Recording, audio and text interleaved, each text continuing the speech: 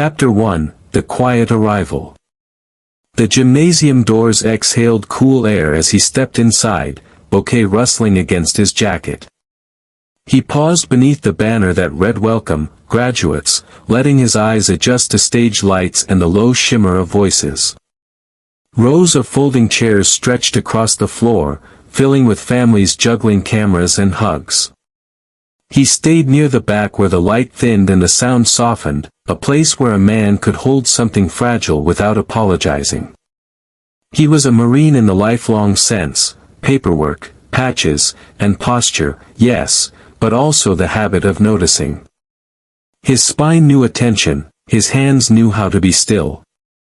Today those hands held flowers wrapped in crinkled cellophane he'd bought from a corner vendor, yellow and white, affordable, cheerful, the kind you offer when words feel clumsy.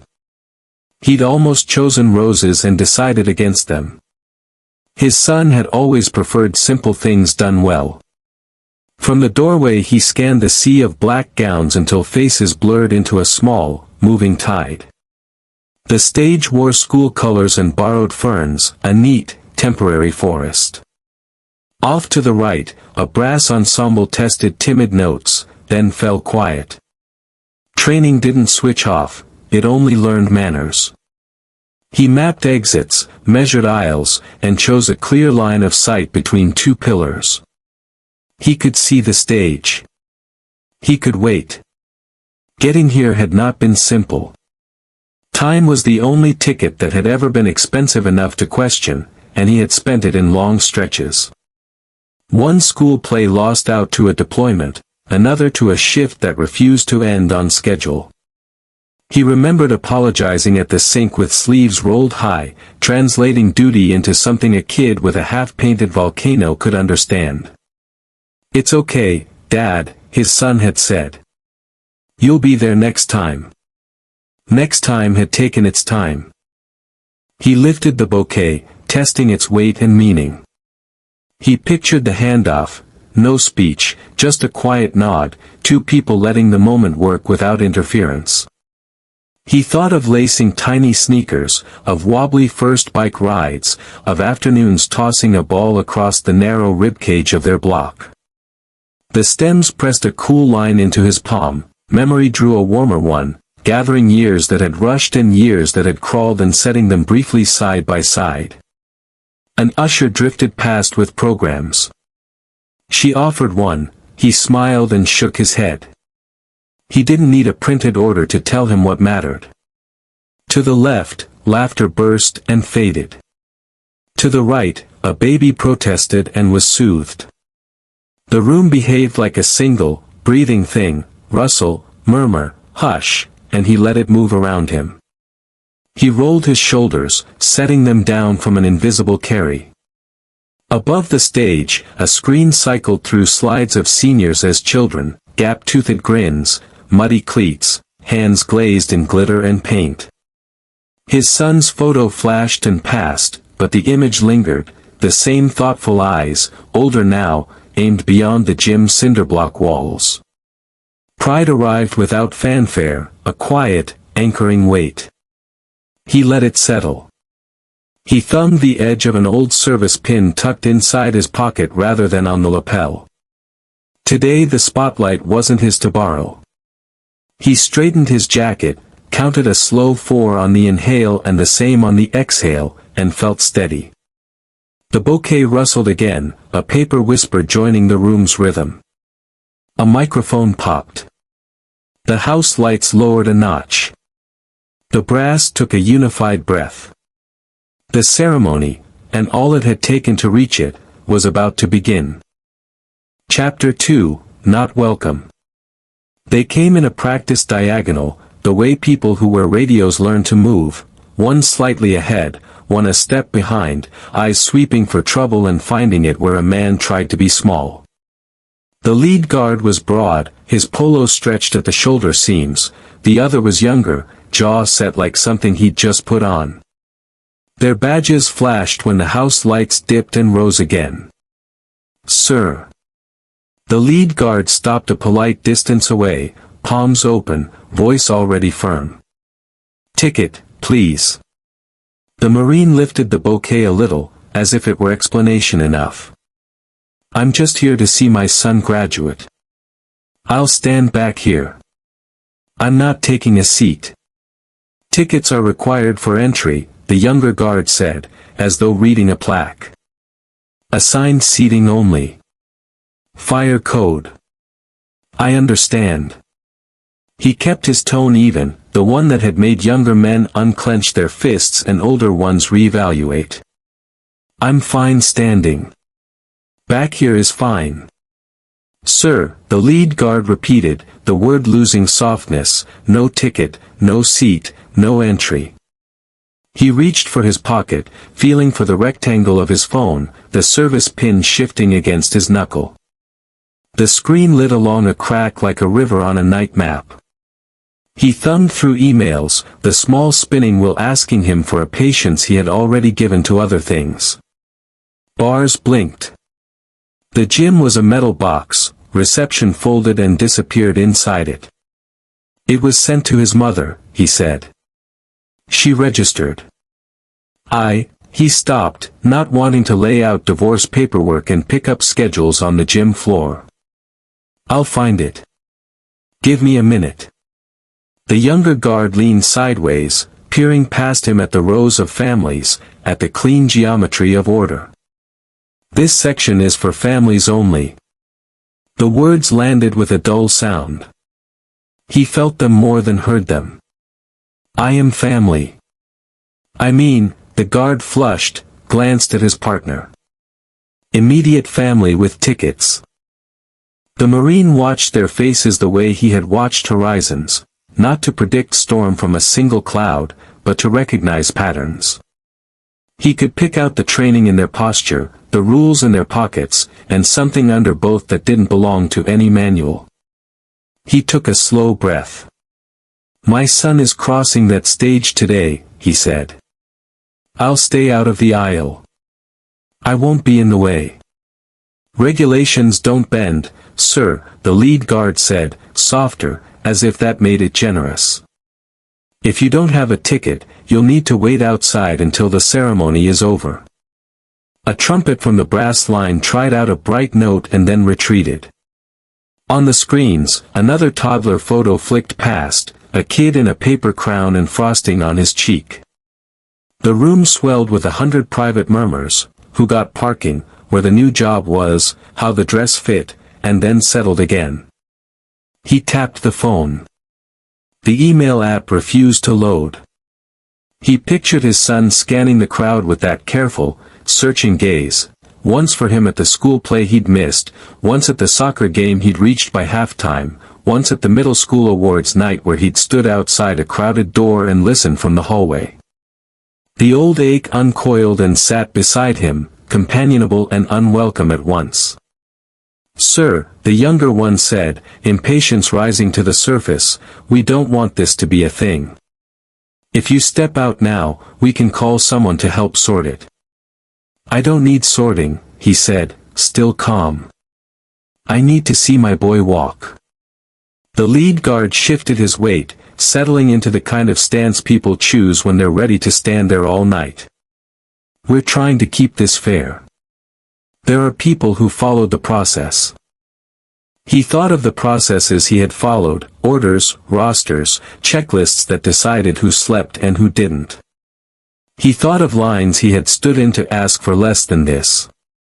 He swallowed the quick, hot reply that pushed at his teeth. Training layered itself over pride, over fatigue, over the urge to raise his voice enough to carry. Count. 4 in, 4 out. Keep your hands visible. Keep your words low. Behind the guards, a woman in a blue dress watched over the rim of her program. A man in a dark suit glanced, looked away, glanced back. Attention gathered in quiet pieces. He felt it without turning to collect it. Let me try one more thing, he said. He pressed the phone again, the wheel again. Nothing. He let his hand drop to his side. The younger guard made a small, satisfied nod toward the doors. This way, sir. He adjusted his grip on the flowers, steadying the stems so they wouldn't tremble. He lifted his eyes, not to the doors, but to the stage where a dean had stepped to the microphone, where the brass raised their instruments, where the first syllable of welcome was about to roll into the room like a tide. He opened his mouth to answer. Chapter 3, Before he could answer. He opened his mouth to answer. The words had lined up with military neatness on the way to his tongue, calm, factual, nothing that could be mistaken for a challenge. He would state his name. He would say whose father he was. He would name the homeroom teacher who had sent the email, the pickup line where he'd waited in the heat, the parent-teacher night where he'd sat in the far corner taking notes because the chairs were small and his knees were not. He would offer to stand in the shadow of the last column, to be invisible and present at the same time. He drew a breath for that steady version of himself, but the air he pulled in carried too much history. A gym like this had once held a championship game he'd missed, another had held a science fair with a papier-mâché planet that turned on a wobbly wire. He had made promises in parking lots and on tarmacs, catching his son's eye through a windshield and tapping 2 fingers to the dash in a private salute. Those promises had been honest even when they broke. Honesty did not prevent breaking. He tasted that truth at the back of his throat. "Sir, if you'll just," the younger guard started, impatience shaving the edges off the word. He kept his posture loose, the way you do when the room is already full of edges. He let his shoulders settle, lowered the bouquet an inch so the crinkling cellophane wouldn't sound like argument. 4 counts in. 4 counts out. He felt the phone's warm rectangle against his leg, the service pin in his pocket press a coin-sized circle into his palm. He could show the pin. He could say where he'd been, who he'd carried, why rules mattered and when they didn't. But he had learned, again and again, that you do not start with credentials, you start with the thing you're asking and the reason it is human. "Officer," he began, choosing the wrong title for a man in a polo and choosing it anyway because respect lands where you place it, "my son." A microphone coughed, swallowing the next word. On stage, a dean leaned toward the stand, then away, testing the distance between her mouth and the metal. "Welcome," she said to no one yet, her voice a ribbon not yet pulled. The room shifted by degrees. Programs lifted. Cameras climbed toward faces. Somewhere near the center aisle, a toddler narrated her own shoe in a delighted whisper.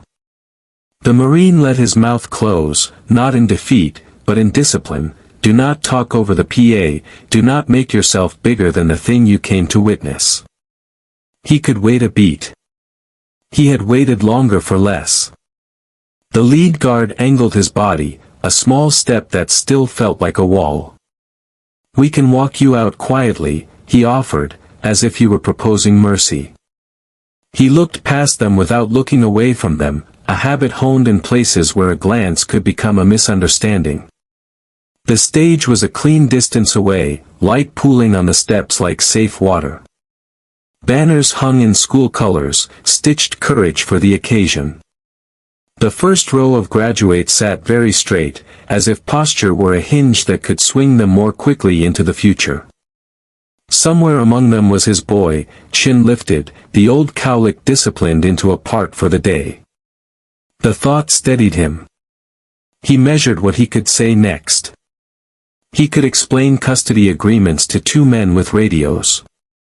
He could outline the logistics of blended families and limited seats, how ticket counts do not map neatly onto love. He could apologize for a thing he had not done wrong, to ease a path that should not need easing. He considered all of it and chose none of it. He chose the simplest sentence. "I belong here," he said, not loud. The younger guard's mouth twitched, either toward a frown or a smirk. It was hard to tell when someone was still deciding who you were. The lead guard exhaled as if he were tired of being the part of the story that people boo in their heads. The Marine's hands did not rise from his sides. The bouquet stayed steady, the yellow heads of the flowers peeking over the green like small suns. Then a different motion in the room, subtle but unmistakable, tugged at the Marine's attention the way weather changes do. It was not the rustle of programs or the innocent scrape of a chair leg, it had a purpose to it. A weight shifted in the rows to his left, a collective decision settling into bodies before it reached faces. He felt it like a pressure change, a front moving through. He drew another breath, the one that would have carried, "Please, just let me stand here," and that was the moment the room decided for him. A chair foot kissed the floor with a firm, intentional sound. Fabric brushed fabric in a disciplined unfurl. Somewhere in the field of faces, a glint caught the stage lights, a small, precise flare that knew what it was. Before he could answer, the moment stood up. Chapter 4, 6 Seals Rise. The chair leg that kissed the floor did not scrape again. It belonged to a man whose movements had a kind of quiet signature, economy without hurry, intention without heat. He stood, straightening to a height that didn't need to prove anything. His dress uniform laid out lines as clean as a blueprint. On his chest, a rectangle of ribbons caught the house lights, above them, the gold of a small bird and anchor gleamed, a trident that said more than introductions could. 2 rows over, another man rose as if answering a call only he could hear. Then a third, a fourth, a fifth, a sixth. They didn't look at one another to count, they didn't need to. The motion passed from aisle to aisle like a message understood. Around them, families paused with programs half open. Cameras that had been searching for a perfect angle steadied, wondering if they were about to film something they'd tell later. The Marine saw them as shapes at first, a shift in the tide of bodies. Then he saw the cut of the uniforms, the set of their shoulders, the unshowy certainty that belonged to people who knew what a corridor could become. He registered what they were before he named who they might be. Something inside him loosened and braced at the same time. The lead guard noticed them a beat later, his posture adopting a caution he would have denied. The younger guard's gaze darted, trying to decide if this was complication or solution. The dean at the microphone drew breath for the official welcome and then waited, sensing, like anyone who has stood at a podium long enough to feel the weather of a room, that something else was taking the floor. The first seal started down the aisle with the calm of a man walking to a door he had opened 1,000 times. Hands at his sides, fingers easy, chin level. The others fell in behind him not as a parade but as agreement. Shoes touched the floor with a rhythm that was almost nothing. Their faces were unarmed, their eyes were not. People made space the way snow melts, quietly, with a ripple of reconsidered boundaries. A woman in a blue dress took a small step back without looking down. A man in a suit folded his program and lowered it, as if lowering a flag at dusk. Someone's phone, mid-text, dimmed into the pocket it came from. The aisle widened without widening. The Marine held his ground because it had always been more about holding than about ground. He didn't raise the flowers or lift the service pin from his pocket. He didn't nod or signal. He let the moment come to him with the same stillness he had practiced in places where stillness kept more than pride intact. As the 6 closed the distance, their details resolved. One carried the years at the corners of his eyes, one had a scar that crossed his jaw like a soft line drawn with a blunt pencil, one wore fewer ribbons and more newness, but it didn't change the way his feet found the aisle. They were different men and the same kind of answer. The lead guard squared himself without stepping forward. He was not a villain, just a man with rules and a job and an audience he had not asked for. A tiny muscle in his cheek worked like a second hand. The younger guard's jaw set harder, as if clenching could manufacture authority. Neither reached for the radio pinned at the shoulder, the moment had put its hand on theirs and said, "Not yet." The first seal stopped at conversational distance from the Marine and the guards. The others arranged themselves with the precision of people who measure spaces by feel, one half step off his right shoulder, two to the left, the remaining three angling into the room's geometry until the corridor of air between the Marine and the stage felt real, as if it had walls. They weren't touching anyone. They were touching everything. In the slow, electric hush, the brass ensemble lowered their instruments a fraction, as if volume were a thing the room would decide together. On the screen above the stage, a slide changed to a child in a cardboard spaceship. The image felt both absurd and holy, the way small human things do when larger human things lean over them. The Marine met the eyes of the first SEAL. Whatever passed there wasn't a conversation so much as confirmation, two men recognizing a map that had brought them to the same mark, on different days, for different reasons. The Marine's fingers eased on the bouquet. He didn't thank them. Not yet. The moment had not asked for words. Behind the SEALs, the audience held very still, a congregation at the edge of a prayer they didn't know they knew. Ahead of them, the stage lights pooled and waited like a calm harbor. The dean's hand hovered near the microphone. The guards stood in a narrow space between procedure and sense. The six had not raised their voices. They had not raised anything. They had simply stood, and walked, and arrived. The room understood that as clearly as if it had been announced. What came next would be spoken. But first there was this, presence arranged into meaning, silence shaped by people who knew what to do with it. Chapter 5, A Line of Protection. They arranged themselves without fuss, shoulder to shoulder, until space itself seemed to have chosen sides. 6 dress uniforms made a quiet barricade, buttons catching the stage glow, creases sharp as boundaries. The Marine found himself behind them the way a traveler finds shade under a sudden awning. No signal had been given, the formation simply existed, like a verdict written in posture. The first man in front spoke in a tone that carried without strain. "Gentlemen," he said to the guards, "we'll keep this simple." His eyes were level, not hard. "A father is here to witness his child's day. That's all." The younger guard's chin tipped up a fraction. "Policy says." "Policy secures safety," another SEAL replied, "not humiliation." He didn't lean in. He didn't have to. The width of his stance did the work of emphasis.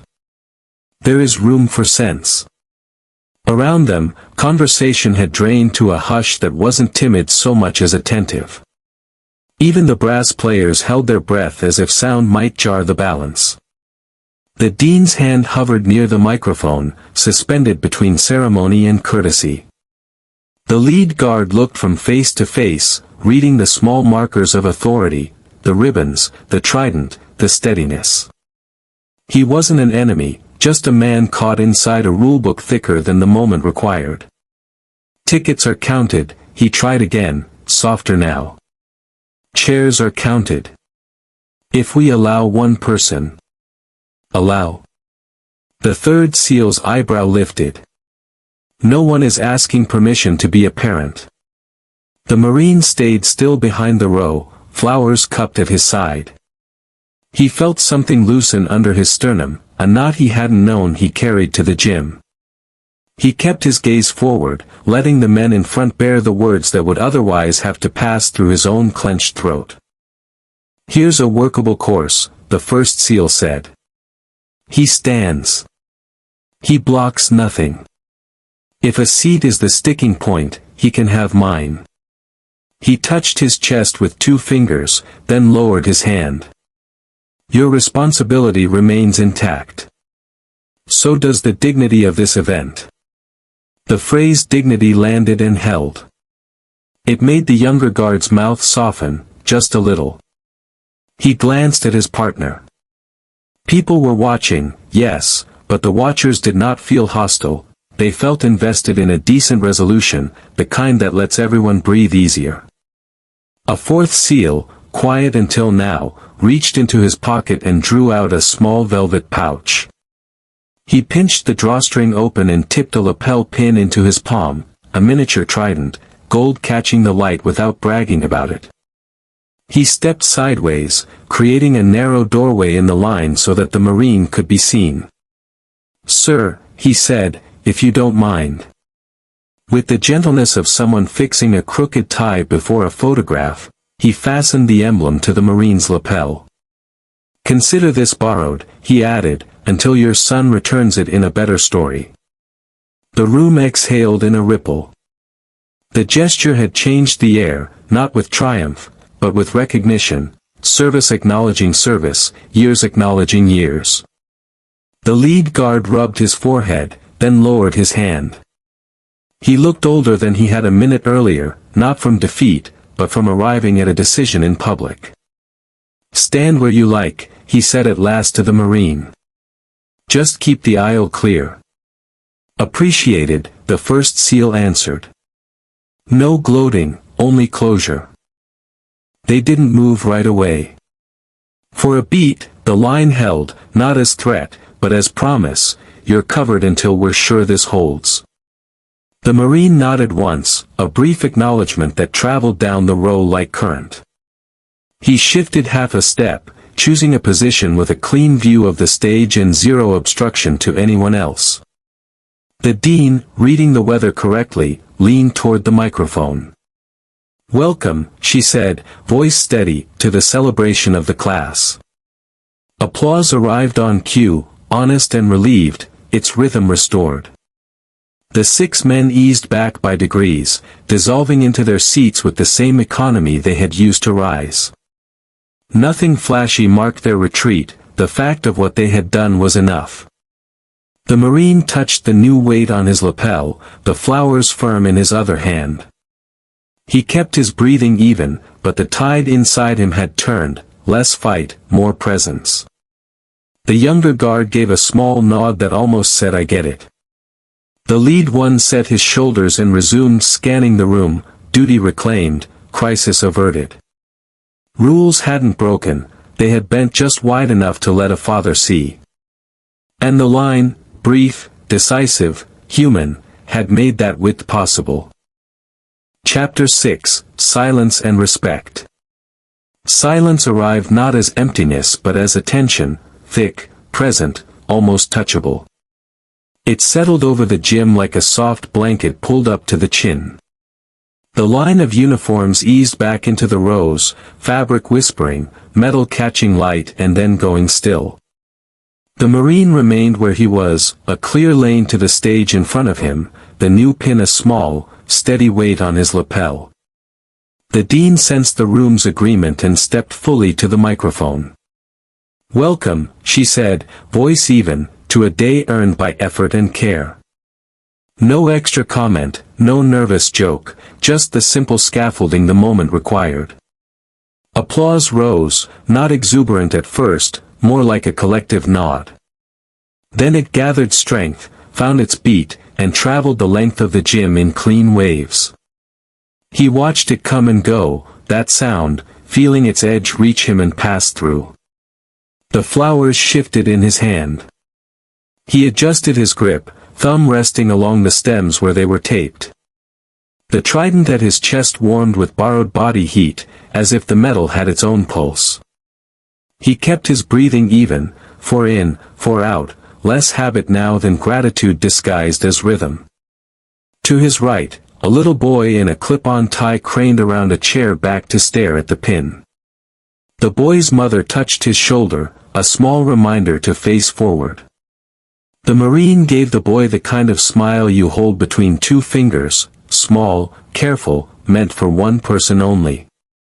The child returned it with the solemnity children keep for ceremonies they don't fully understand but want to honor. Farther up, the first SEAL looked back once. No flourish, no thumbs up, just a glance that said, "We're here." The Marine inclined his head a fraction. No one else needed the exchange translated. The younger guard had retreated to the aisle wall and was studying the crowd the way a person rereads a paragraph to see what he missed. He kept his radio clipped, hands loose, eyes quieter than before. The lead guard resumed his slow sweep of the room, the performative edge gone. If anything, he seemed relieved by the path the moment had taken. Names began. A faculty marshal called them in crisp groups, syllables stepping off like measured beats. Gowns rustled, tassels ticked shoulders.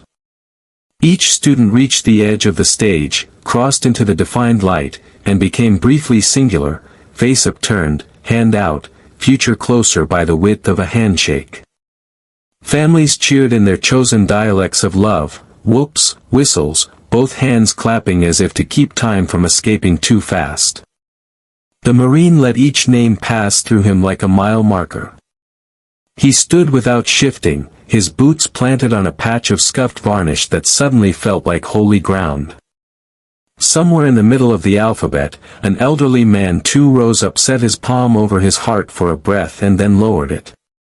A woman dabbed her eye with the corner of a program. A teacher on the stage fixed a sliding cap, the practical tenderness of it making the Marine's throat tighten. Without ceremony, the first seal rose, stepped into the aisle, and angled toward the Marine. He dipped his head, a private proposal. The Marine understood, the seat is yours if you want it. He glanced down the rows, so many faces turned forward, so many stories braided into this afternoon, and shook his head once. Standing was not sacrifice, it was choice. The seal touched 2 fingers to his own lapel, then slipped back into place. The dean paused between cohorts to thank grandparents, night shift parents, mentors who had written letters. "No one gets here alone," she said. The sentence fell into the silence like a key trying a lock. It turned. The Marine felt something unlock in his chest, not vindication, not triumph, just alignment.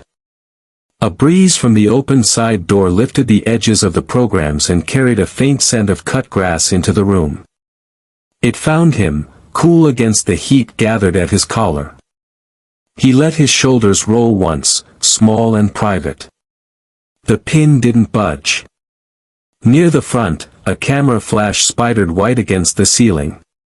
In the afterimage he saw his boy at 5, elbows scraped, counting to 10 before jumping into the deep end because that had been the agreement. He saw 12, a mouth set around a new orthodontic geometry. He saw 17, at the kitchen counter at midnight, working a stubborn proof with a pencil chewed flat.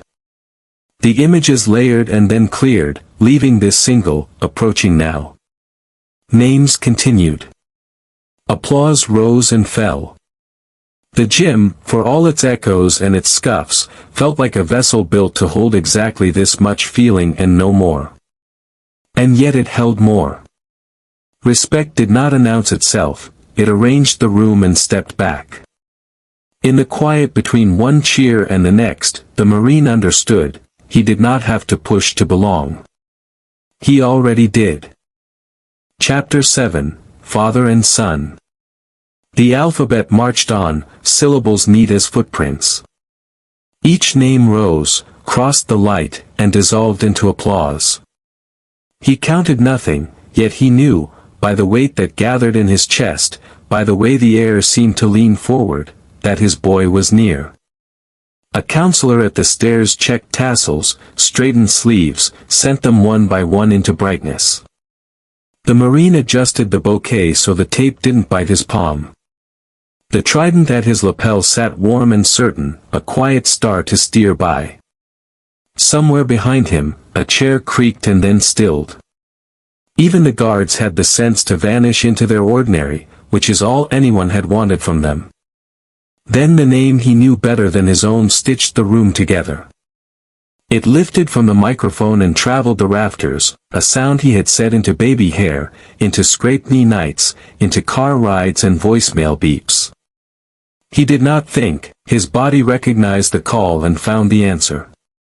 A young man stepped into the light.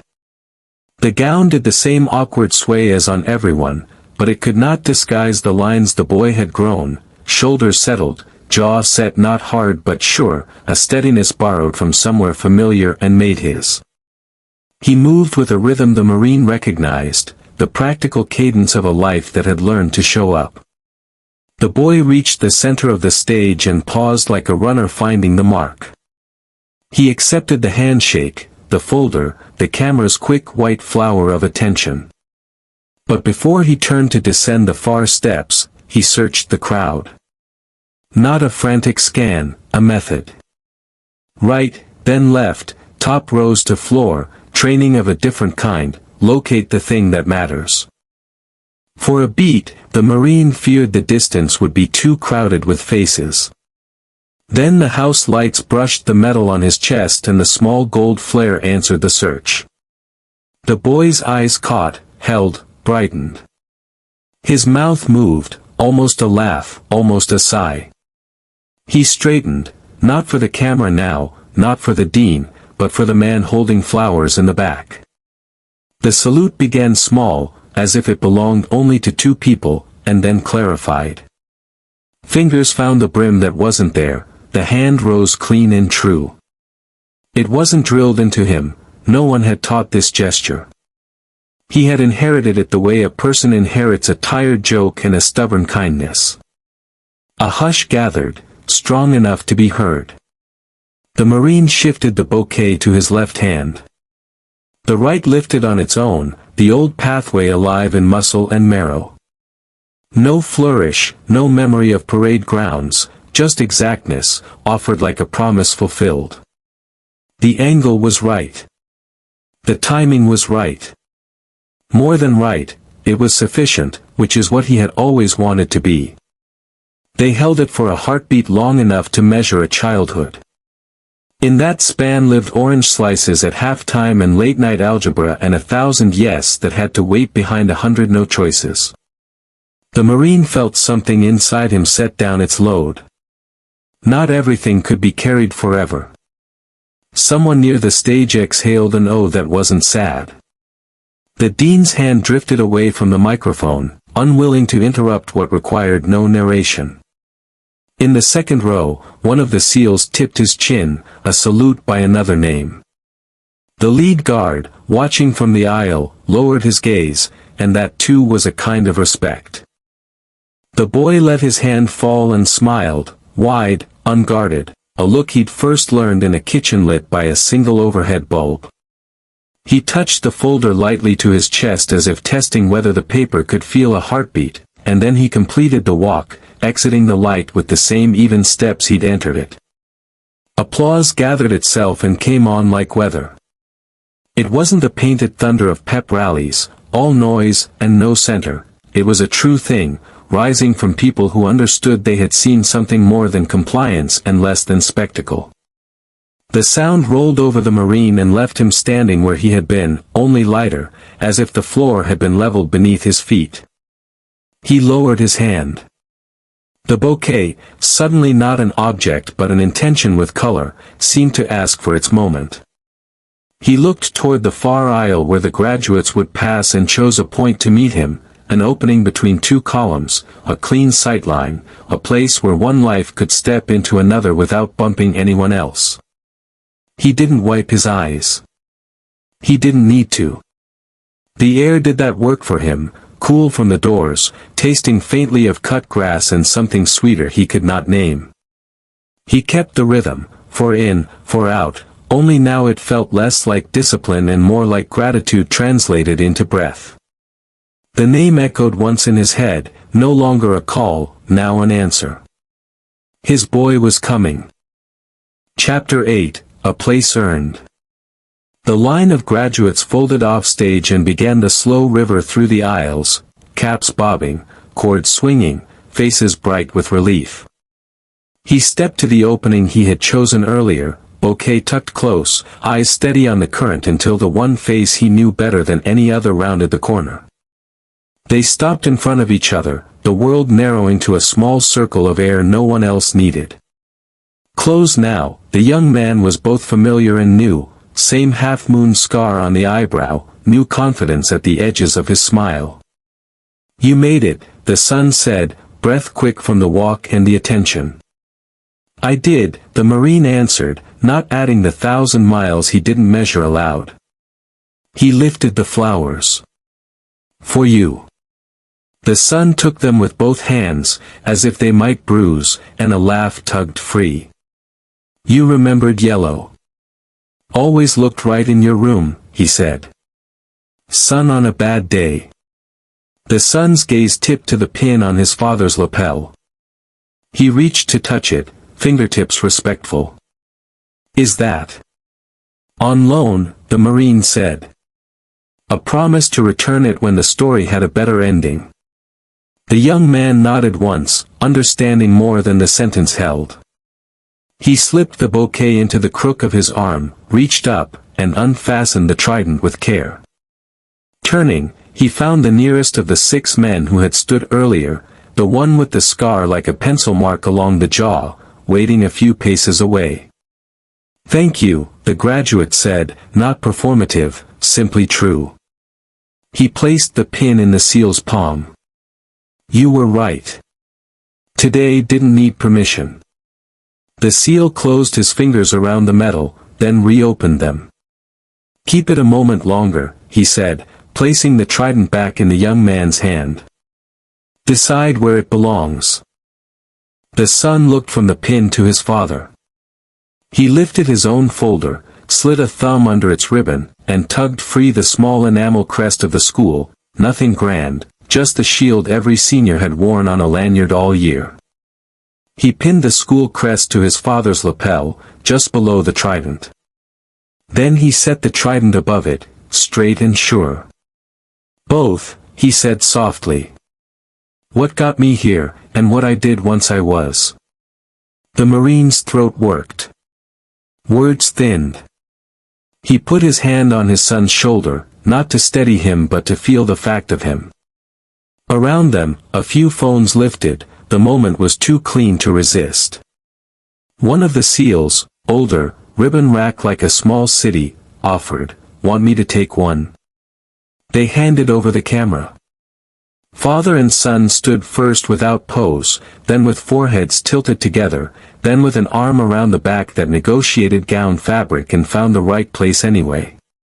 The shutter clicked, once, twice, a brief archive of proof.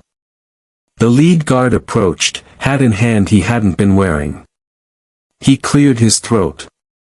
Sir, he said to the Marine, I should have listened sooner. The words were plain and cost something. You kept order, the Marine replied. Now the day can keep what it needs. No bitterness, just an exit offered. The younger guard raised 2 fingers in a small acknowledgement and stepped back. Lessons don't always announce themselves, sometimes they walk away and make room. Near the stage, the dean shook hands with the last teacher lingering in the light, then turned and spotted the cluster. She joined them briefly. Congratulations, she said to the graduate. To the Marine, we're glad you're here. She meant it. Me too, he said, and the sentence felt like a new kind of standing. They moved with the tide to the doors. Outside, late afternoon laid warm gold on the sidewalk. Families fanned into parking lots and lawns, a patchwork of hugs and plans. The young man tucked the bouquet under his arm like a baton and held the folder in both hands. Mom's over there, he said, nodding toward a woman waving, happiness and history braided together. The Marine lifted his hand. She lifted hers. Peace lived in the space between. What now? The son asked, half grin, half question. Photos that you'll hate in 5 years, the Marine said, and the boy laughed, and dinner wherever you say. Your call. They started down the steps. At the bottom, the seal with the pencil mark scar paused them. He touched the trident with one fingertip. You can return it at the end of the night, he said.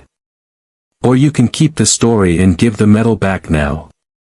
Either way, it's yours in the only way that matters. The young man unpinned it again and placed it in the seal's hand. I'll keep the story, he said. We've already got enough metal. He tapped the folder, then, gently, his father's chest. And enough of this. Fair trade, the SEAL agreed, slipping the pin away. He looked at the Marine and gave the smallest nod. No words required. They crossed the lot toward a car that had known too many fast food dinners and one long night of stargazing that felt like their first cupped silence.